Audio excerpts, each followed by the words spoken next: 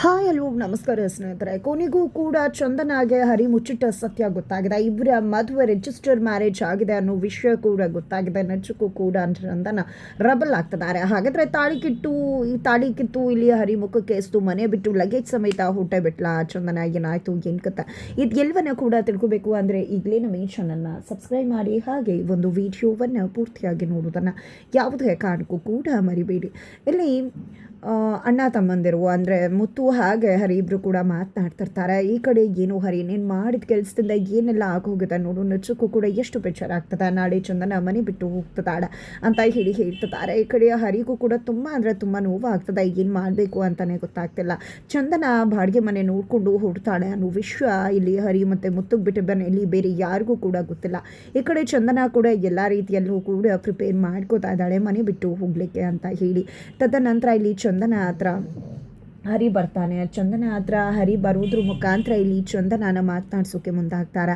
ಆಗ ಏನಾದರೂ ಹೇಳಬೇಕತ್ತ, ಏನು ವಿಷಯ ಹೇಳಿ, ನಾನೇನಾದರೂ ನಿಮಗೆ ಕೊಡಬೇಕು ಅನ್ನೋದಿದ್ರೆ ನಂಗೆ ಮರ್ತು ಹೋಗ್ಬಿಟ್ಟಿರತ್ತೆ ಅಂತ ಹೇಳಿದಾಗ ಈ ಕಡೆ ತಾಳಿಯನ್ನೇ ನೋಡ್ತಿದ್ದಾನೆ. ಇಲ್ಲಿ ನಿಜಕ್ಕೂ ನಮ್ಮಿಬ್ಬರ ನಡುವೆ ಯಾವುದೇ ರೀತಿ ಸಂಬಂಧ ಇಲ್ವಾ, ಫ್ರೆಂಡ್ಶಿಪ್ ಅನ್ನೋದನ್ನು ಇಷ್ಟು ಬೇಗ ಮುಗಿಸಿ ಹೋಗ್ಬಿಟ್ರ ಚಂದನ ಅಂತ ಹೇಳಿ ಇಲ್ಲಿ ಹರಿ ಮನಸ್ಸಲ್ಲೇ ಅನ್ಕೋತಾರೆ. ಜೊತೆಗೆ ಬಾಯ್ಬಿಟ್ಟು ನಮ್ಮಿಬ್ಬರ ನಡುವೆ ಏನೂ ಕೂಡ ಇಲ್ವಾ ಅಂತ ಕೇಳಿದಾಗ ಏನಿದೆ ನಮ್ಮಿಬ್ಬರ ನಡುವೆ ಏನೂ ಕೂಡ ಇಲ್ವಲ್ಲ ಅಂತ ಹೇಳಿ ಚಂದನ ಹೇಳ್ತಾರೆ. ಇದರಿಂದ ಹರಿ ಮನಸ್ಸಿಗೆ ತುಂಬ ವಿಚಾರ ಆಗತ್ತಾ.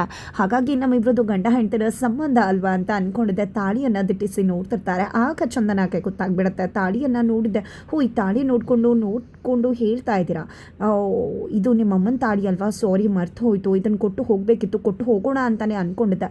ಬಟ್ ನಾನು ಬಾಡಿಗೆ ಮನೆ ನೋಡೋಕೆ ಹೋಗೋದಾಗ ಈ ತಾಳಿ ಹಾಕ್ಕೊಂಡೇ ಹೋಗ್ಬಿಟ್ಟಿದ್ದೆ ಅಲ್ವಾ, ಹಾಗಾಗಿ ಅವರು ಕೂಡ ನನಗೆ ಮದುವೆ ಆಗಿದೆ ಅಂತ ಕೇಳಿಬಿಟ್ರು. ನಾನು ಕೂಡ ನಿಜ ಮದುವೆ ಆಗಿದೆ ಅಂತಲೇ ಹೇಳಿಬಿಟ್ಟೆ. ಹಾಗಾಗಿ ಈ ತಾಳಿನ ಈಗಲೇ ಕೊಡೋಕ್ಕಾಗೋದಿಲ್ಲ, ಖಂಡಿತ ಈ ತಾಳಿ ಕೊಡ್ತೆ ಅಂತೂ ಇರುವುದಿಲ್ಲ. ಯಾಕಂದರೆ ನಾನು ಒಂದು ಸರಾನ ತೊಗೊಂಡ್ಮೇಲೆ ಇದನ್ನು ನಿಮಗೆ ಕೊಟ್ಟು ರಿಟರ್ನ್ ಮಾಡಿಬಿಡ್ತೀನಿ, ಬಿಚ್ಚರ್ ಮಾಡ್ಕೋಬೇಡಿ ಪ್ಲೀಸ್ ಅಂತ ಹೇಳಿ ಚಂದನ ಕೇಳ್ತಾಳೆ. ನಂತರ ಇಲ್ಲಿ ಹರಿ, ಅಯ್ಯೋ ನಾನು ಅದ್ರ ಬಗ್ಗೆ ಯೋಚನೆ ಮಾಡಿಲ್ಲ, ನೀವು ಯಾಕೆ ಅದ್ರ ಬಗ್ಗೆ ಯೋಚನೆ ಮಾಡ್ತಿದ್ರ, ನಿಮಗೆ ಬಿಟ್ಟದ್ದು ಅದು ಅಂತ ಹೇಳಿ ಹರಿ ಹೇಳ್ತಾರೆ. ಅದ ಕಡೆ ಮುತ್ತು ಕೂಡ ಮಾತುಗಳನ್ನು ಕೇಳಿಸ್ಕೊಂಡಿದ್ದೆ. ನಿಜಕ್ಕೂ ಕೂಡ ತುಂಬಾ ಎಮೋಷ್ನಲ್ ಆಗ್ತಿದ್ದಾರೆ. ಇದು ಎಲ್ಲವನ್ನ ಕೂಡ ನೋಡ್ತಿರ್ತಕ್ಕಂಥ ಹರಿಗೆ ಖಂಡಿತ ಮನಸ್ಸು ಸುಮ್ಮನಿರುವುದೇ ಇಲ್ಲ. ಯಾವುದೇ ಕಾರಣಕ್ಕೂ ತನ್ನ ಹೆಂಡತಿಯನ್ನು ಬಿಟ್ಕೊಡೋಕೆ ಮನಸ್ಸಿಲ್ದಿರ್ತಕ್ಕಂಥ ಹರಿ ಚಂದನ ಯಾವ ಒಂದು ಮನೆಗೆ ಬಾಡಿಗೆಗೆ ಹೋಗ್ತಿದ್ದಾಳೋ ಅದೇ ಮನೆಯ ಅಡ್ರೆಸ್ಸನ್ನು ಹುಡ್ಕೊಂಡಿದ್ದೆ ಇಲ್ಲಿ ಹರಿ ಹೊರಟ್ಬಿಡ್ತಾರೆ. ಹೋಗಿದ್ದೆ ಇದೆ ಅಲ್ವಾ, ಇಲ್ಲಿ ಬಾಡಿಗೆಗೆ ಖಾಲಿ ಇದೆಯಾ ಮನೆ ಅಂತ ಹೇಳಿ ಕೇಳಿದಾಗ, ನೋಡಪ್ಪ ನಿನ್ನಂಥವ್ರಿಗಂತೂ ಖಾಲಿ ಇಲ್ಲ, ಖಾಲಿ ಇತ್ತು, ಈಗ ಆಲ್ರೆಡಿ ಬರ್ತಿದ್ದಾರೆ ಅಂತ ಹೇಳ್ತಾರೆ. ಯಾರು ಬರ್ತಿರೋದು, ಚಂದನ ಅನ್ನೋರಲ್ವ ಇಲ್ಲಿ ಬರ್ತಿರೋದು ಅಂತಕ ನಿನಗೇನಪ್ಪ ಆಗಬೇಕು, ನಿನಗೆ ಗೊತ್ತು ಅಂತ ಹೇಳಿ ಓನರ್ ಕೇಳ್ತಾರೆ.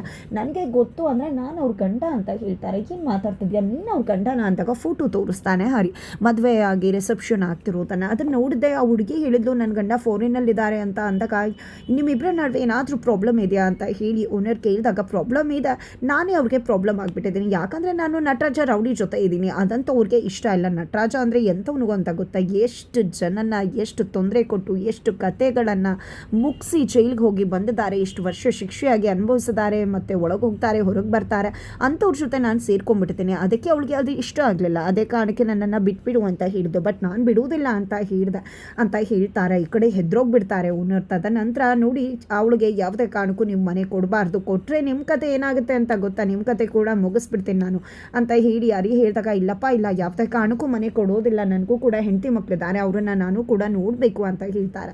ಸರಿ ಆಯಿತು, ಅದರ ಕಾರಣ ಏನು ಕೊಡ್ತೀರಾ, ನಾನು ಬಂದು ಈ ರೀತಿ ಹೆದರಿಸ್ತೆ ಅಂತ ಹೇಳ್ತೀರಾ ಅಂದಾಗ, ಇಲ್ಲಪ್ಪ ಇಲ್ಲ, ನೀನು ಬಂದೆ ಅಂತ ಹೇಳೋದೇ ಇಲ್ಲ, ನನಗೆ ಬೇಕಾದಷ್ಟು ಕಾರಣ ಗೊತ್ತು, ನಾನು ಹೇಳ್ತೀನಿ ಬಿಡಪ್ಪ ಅಂತ ಹೇಳ್ತಾರೆ. ಆದರೂ ಕೂಡ ಇಲ್ಲಿ ಹರಿ ನಾನೇ ಕಾರಣ ಹೇಳ್ಕೊಡ್ತೀನಿ ಅಂತ ಹೇಳಿ ಕಾರಣ ಹೇಳ್ಕೊಡ್ತಾರೆ. ಈ ಕಡೆ ಚಂದನ ಮನೆ ಸಿಗುತ್ತೆ, ಮನೆಗೆ ಹೋಗ್ತೀನಿ ಅಂತ ತುಂಬ ಖುಷಿಯಿಂದ ಇದ್ದಾಳೆ ಬಟ್ ಮನೆಯಲ್ಲಿ. ಬಟ್ ಆಲ್ರೆಡಿ ಇಲ್ಲಿ ಹರಿ ಅದಕ್ಕೆ ತಣ್ಣೀರು ಹಚ್ಬಿಟ್ಟು ಕೂತ್ಕೊಂಡಿದ್ದಾರೆ. ಎತ್ತ ಕಡೆ ರಾತ್ರಿ ಆಗ್ತದಾಗಿನ ಈ ಕಡೆ ಹರಿ ಮನೆಗೆ ಬರ್ತಾರೆ. ಅಲ್ಲಿ ಮುತ್ತಣ್ಣ ಕೂಡ ಇರ್ತಾರೆ. ಈ ಕಡೆ ಹರಿ ಅಂತೂ, ಅಣ್ಣ ನಾನು ಕಾರ್ ತೊಗೋಬೇಕು ಅದು ಇದು ಅಂತ ಹೇಳಿ ಕನಸು ಕಾಣ್ತಿರ್ತಾರೆ. ನೆಕ್ಸ್ಟು ಫ್ಲೈಟು ಅದು ಇದು ಅಂತ. ಏನಪ್ಪ ಮಾತಾಡ್ತಿದ್ಯಾ, ನಿನಗೆ ಕಾರ್ ಕಿಟಕಿಗೆ ಹಾಕೋಕೆ ಒಂದು ಬರುತ್ತಲ್ವಾ, ಆ ಒಂದು ಬ್ಲ್ಯಾಕ್ ಶೀಟನ್ನು ಕೂಡ ತೆಗೆದುಕೊಳ್ಳೋ ಯೋಗ್ಯತೆ ಇಲ್ಲ, ಅಂಥದ್ರಲ್ಲಿ ಕಾರ್ ತೊಗೋಬೇಕು ಅಂತ ಕನಸು ಕಾಣ್ತಿದ್ಯಲ್ಲ ಅಂದಾಗ, ಯಾವತ್ತೂ ಕೂಡ ದೊಡ್ಡದಾಗೆ ಕನಸು ಕಾಣ್ಬೇಕಣ್ಣ, ದೊಡ್ಡದಾಗಿ ಕನಸು ಕಾಣಿದ್ರೆ ಮಾತ್ರ ನೆರವೇರೋದು ಅಂತ ಹೇಳಿ ಹರಿ ಹೇಳ್ತಾರೆ. ಆದರೂ ಕೂಡ ಇಷ್ಟೆಲ್ಲ ಮಾತಾಡ್ತಿದ್ಯಲ್ಲ, ಮೊದಲೆಲ್ಲ ಚಂದನ ಹೊಟ್ಟೋಗ್ಬಿಡ್ತಾಳೆ ಅಂದರೆ ಎಷ್ಟೆಲ್ಲ ಬೇಜಾರು ಮಾಡ್ಕೋತಾ ಇದ್ದೆ, ಆದರೆ ಇವಾಗ ನಿನಗೇನು ಕೂಡ ಅನ್ನಿಸ್ತಾನೆ ಇಲ್ವಾ ಅಂತ ಹೇಳಿ ಮುತ್ತಣ್ಣ ಕೇಳಿದಾಗ, ಅಯ್ಯೋ ಅನಿಸ್ತೇ ಇರತ್ತಾ, ಬಟ್ ಹೋದರೆ ತಾನೇ ಅನಿಸ್ಬೇಕು, ಎಮೋಷ್ನಲ್ ಆಗಬೇಕು, ಬಟ್ ನಾನು ಚಂದನ ಹೋಗಲ್ಲ ಅಂತ ಗೊತ್ತಲ್ಲ, ಯಾಕಂದರೆ ಅದಕ್ಕೆ ತಣ್ಣೀರು ಹಚ್ಚಿ ಆಲ್ರೆಡಿ ನಾನು ಬಂದದ್ದಾಗಿದೆ ಅಂತ ಹೇಳಿ ಹರಿ ಮನಸ್ಸಲ್ಲೇ ಅನ್ಕೋತಾರೆ.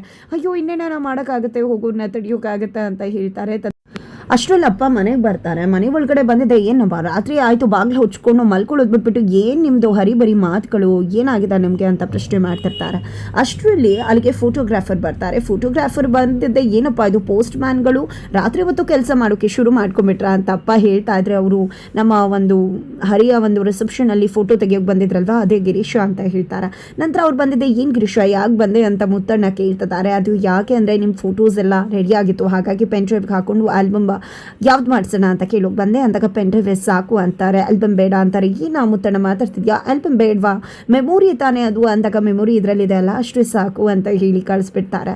ಈ ಕಡೆ ಏನಪ್ಪ ಫೋಟೋ ಬೇಡ ಅಂತ ಹೇಳ್ತಿದ್ಯಲ್ಲ ಅಂತ ಹೇಳಿ ಅಪ್ಪ ಕೂಡ ಕೇಳ್ತಿದ್ದಾರೆ. ನಂತರ ಹರಿ ಕೈಗೆ ಪೆನ್ ಡ್ರೈವ್ ಇಟ್ಟು ಅಲ್ಲಿಂದ ಮುತ್ತಣ್ಣ ಹೊರಟ್ಬಿಡ್ತಾರೆ. ಯಾಕೊಂದು ಫೋಟೋ ಬೇಡ ಅಂತ, ಏನಾಗಿದೆ ಅವನಿಗೆ ಅಂತ ಹೇಳಿ ಅಪ್ಪ ಕೇಳಿದಾಗ, ಯಾಕೆ ಅಂದರೆ ದುಡ್ಡಿಲ್ವಲ್ಲ ಅದಕ್ಕೋಸ್ಕರ ಅಂತ ಹೇಳಿ ಇಲ್ಲಿ ಹರಿ ಹೇಳ್ತಾರೆ.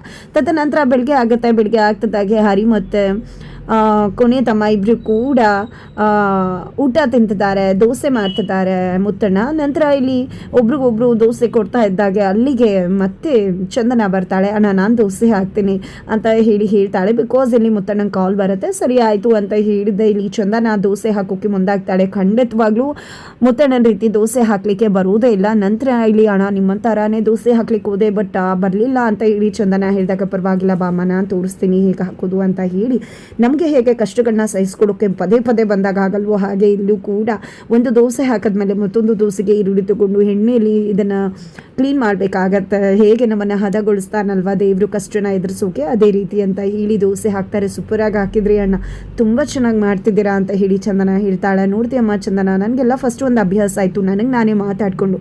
ಯಾವಾಗಲೂ ನನ್ನ ತಮ್ಮದಿರು ಕೇಳ್ತಿದ್ರು, ಏನಣ್ಣ ನಿನ್ಗೆ ಹುಚ್ಚು ಗೋಡೆಗಳ ಜೊತೆನೇ ಮಾತಾಡ್ತೀಯಲ್ಲ ನೀನು ಅಂತ. ಆದರೆ ನೀನು ಬಂದಮೇಲೆ ಅದು ಫುಲ್ ಕಡಿಮೆ ಆಗಿಬಿಟ್ಟಿತ್ತು. ನಿನ್ನ ಜೊತೆನೇ ಮಾತಾಡ್ತಿದ್ದೆ, ಯಾಕಂದರೆ ಯಾವಾಗಲೂ ನೀನು ಅಣ್ಣ ಏನು ಮಾಡ್ತೀರಾ ಅಂತ ಅಡುಗೆ ಮನೆಗೆ ಬರ್ತಿದ್ದೆ ಅಲ್ವಾ, ಅದಕ್ಕೆ. ಬಟ್ ನಾಳೆಯಿಂದ ನೀನು ಇರೋದೇ ಇಲ್ಲ, ಮತ್ತು ನಾನು ಆ ಸ್ನೇಹನ ಗೋಡೆಗಳ ಜೊತೆ ಶುರು ಮಾಡಬೇಕಾಗತ್ತೆ. ಅಯ್ಯೋ ಪರವಾಗಿಲ್ಲ ಬಿಡಮ್ಮ ಅಂತ ಹೇಳಿ ಎಮೋಷ್ನಲ್ ಆಗಿ ಅಲ್ಲಿಂದ ಹೋಗ್ಬಿಡ್ತಾರೆ. ಅಷ್ಟರಲ್ಲಿ ಚಿಕ್ಕಮ್ಮಂಗೆ ಎಕ್ಸಾಮ್ ಇರುತ್ತೆ, ಹಾಗಾಗಿ ತನ್ನ ಕಂಟಿ ಬ್ರದರ್ ಜೊತೆ ಎಕ್ಸಾಮ್ನೇ ಬರೆಯೋಕೆ ಅಂತ ಹೋಗ್ತಿರ್ತಾರೆ. ಈ ಕಡೆ ಚಂದನ ಮತ್ತು ಮುತ್ತಣ್ಣನ ಆಶೀರ್ವಾದ ಕೂಡ ತಗೊಂಡು ಬರಬೇಕಾದ್ರೆ ಐಸ್ ಕ್ರೀಮ್ ತರ್ತೀನಿ ಅಂತ ಹೇಳಿ ಹೋಗ್ತಿರ್ತಾನೆ ಮಯೂರ. ಹಾಗಾಗಿ ಹೋಗಬೇಕಾದ್ರೆ ಇಲ್ಲಿ ನಿಜಕ್ಕೂ ಚಂದನ ಹಾಗೆ ಮುತ್ತಣ್ಣ ಹರಿ ಎಲ್ಲರೂ ಕೂಡ ಎಮೋಷ್ನಲ್ ಆಗ್ತಾರೆ. ಬಿಕಾಸ್ ಮಹಿ ತುಂಬ ಅಂದರೆ ತುಂಬ ಚಂದನನ ಹಚ್ಕೊಂಡಿದ್ದಾನೆ. ಹಾಗಾಗಿ ವಾಪಸ್ ಮನೆಗೆ ಬರ್ತಿದ್ದಾಗ ಚಂದನ ಇಲ್ಲ ಅಂದರೆ ತುಂಬ ಬೇಜಾರು ಮಾಡ್ಕೋತಾನೆ ಅಂತ ಗೊತ್ತು. ಅದೇ ವಿಷಯನ ಚಂದನಾಗಿ ಹೇಳಿದಾಗ, ಇವತ್ತೆಲ್ಲ ನಾಳೆ ಬೇಕಿತ್ತಲ್ವಾ, ಹೀಗೆ ಮುಂದುವರೆದ್ರೆ ನನ್ನ ತುಂಬಾನೇ ಹಚ್ಕೋತಾನೆ, ಹಾಗಾಗಿ ಇವತ್ತಾಗ್ತಿರೋದೇ ಒಳ್ಳೇದು. ಖಂಡಿತ ಅವನು ಎಲ್ಲನೂ ಕೂಡ ಬಿಡಿಸಿ ಹೇಳಿದ್ರೆ ಅರ್ಥ ಮಾಡ್ಕೋತಾನೆ ಅಂತ ಹೇಳಿದ್ದೆ. ಇಲ್ಲಿ ಚಂದನ ಮನೆಯಿಂದ ಹೊರಡೋಕೆ ನಿರ್ಧಾರ ಮಾಡ್ಕೋತಾಳೆ. ಅತ್ತ ಕಡೆ ನಿಜಕ್ಕೂ ಕೂಡ ಗಂಡ ಹರಿ ನೀವು ಹೋದ್ರೆ ತಾನೇ, ಖಂಡಿತ ನೀವು ಹೋಗೋದಿಲ್ಲ, ವಾಪಸ್ ಬರ್ತೀರಾ ಅಂತ ಗೊತ್ತು ಅಂತ ಹೇಳಿ ಅಂದ್ಕೊಂಡಿದ್ದೆ. ಹೆಂಡತಿಯನ್ನು ಅಲ್ಲಿಂದ ಕರೆದುಕೊಂಡು ಹೋಗ್ಬಿಡ್ತಾರೆ. ಬಟ್ ಅಲ್ಲಿಗೆ ಹೋಗ್ತಿದ್ದಾಗೆ ಮನೆ ಇಲ್ಲ ಅನ್ನೋದು ಗೊತ್ತಾಗುತ್ತೆ. ಮತ್ತೆ ವಾಪಸ್ ಚಂದನ ಮನೆಗೆ ಬರಬೇಕಾಗತ್ತೆ. ಈ ಕಡೆ ಚಂದನ ಮತ್ತು ಹರಿನ ಪೊಲೀಸ್ ಅವರು ಕರ್ತಿದ್ದಾರೆ. ಹಾಗಾಗಿ ಪೊಲೀಸ್ ಸ್ಟೇಷನ್ಗೆ ಹೋಗಿದ್ದಾರೆ. ಪೊಲೀಸ್ ಸ್ಟೇಷನ್ನಲ್ಲಿ ಹರಿ ಮತ್ತು ಚಂದನ ರಿಜಿಸ್ಟರ್ ಮ್ಯಾರೇಜ್ ಆಗಿದೆ ಅನ್ನೋ ವಿಷಯ ಗೊತ್ತಾಗ್ತದೆ ಚಂದನಾಗೆ. ಹಾಗಿದ್ರೆ ಏನು ಮಾಡ್ತಾಳೆ, ಖಂಡಿತವಾಗ್ಲೂ ಸಿಡಿದಂತ ಚಂದನ ತನಗೆ ಮೋಸ ಮಾಡಿದ್ದಾನೆ ಅನ್ನೋ ಕಾರಣಕ್ಕೆ ಹರಿ ಮುಖಕ್ಕೆ ತಾಳಿ ಕಿತ್ತಿ ಬಿಸಾಕಿದ್ದೆ. ಒಂದು ಮನೆಯಿಂದ ಲಗೇಜ್ ಪ್ಯಾಕ್ ಮಾಡಿಕೊಂಡು ಪರ್ಮನೆಂಟ್ ಆಗಿ ಹೊರಟು ಅಪ್ಪನ ಮನೆಗೆ ಬಂದೇ ಬಿಡ್ತಾಳೆ ಅನ್ನೋದನ್ನ ಕಾದು ನೋಡಬೇಕಾಗಿದೆ.